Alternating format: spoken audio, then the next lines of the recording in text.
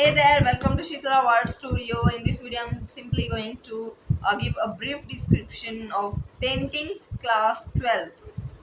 First of all, if you are pursuing your 12th grade from any of the streams, whether it's medical, non medical, commerce, or arts, and you have opted for fine arts, then you are on the right path as it is a score booster and you are going to level up your grade if you have opted for fine arts, and also you are going to hone your painting skills if your teacher is passionate and dedicated enough to.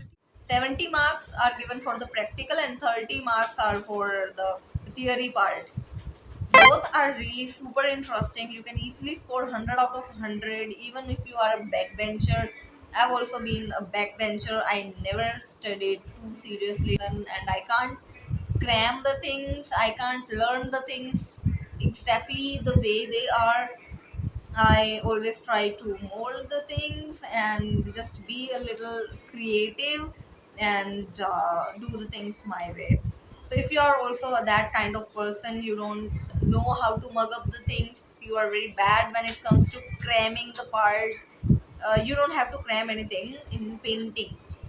So, just be relaxed, chill. I'll be giving you some tips and tricks to take any kind of stress when it comes to practical.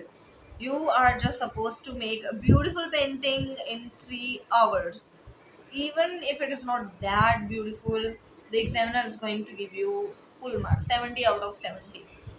But still, just make sure that you are not going to make a mess out of the painting. Make it decent and yeah, it should be beautiful.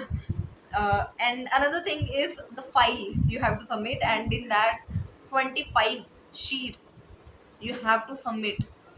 You can cheat. What you can do here is, if you don't have the enough time to make 25 sheets, actually you are given 1 year to do that.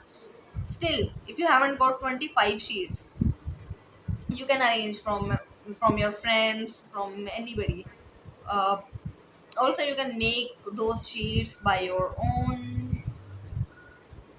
So this 70 marks actually consists of that practical file that consists of 25 sheets. Another thing, the painting that you are going to make within 3 hours. So both of these two things carries 70 marks. All right, so that was all about the practical part. Now I'm coming to 30 marks theory part of the painting. So this is the book.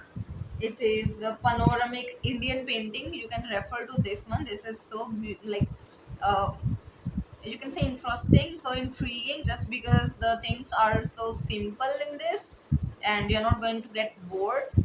Uh, Another thing, in your periodic tests, there also you can score full marks, just because I scored 29, 30 out of 30. Yeah, I could easily manage to score full marks or about 28 guaranteed, and I didn't mug up anything.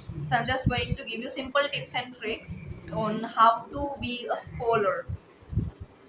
um, See, first of all, I'll be giving you a brief idea, a bird's eye view about what is there in this book. First of all, there are different schools. I'll show you. So here you can see some school names. You can see, like, first one is the Rajasthani and Pahari schools of miniature painting. So this is compulsory for you to learn which paintings fall in this school. Another thing, you need to learn the name of the painter sub school in your final exam of fine arts, and also in your periodic tests or your unit tests. There are choices given to you, so no need to worry.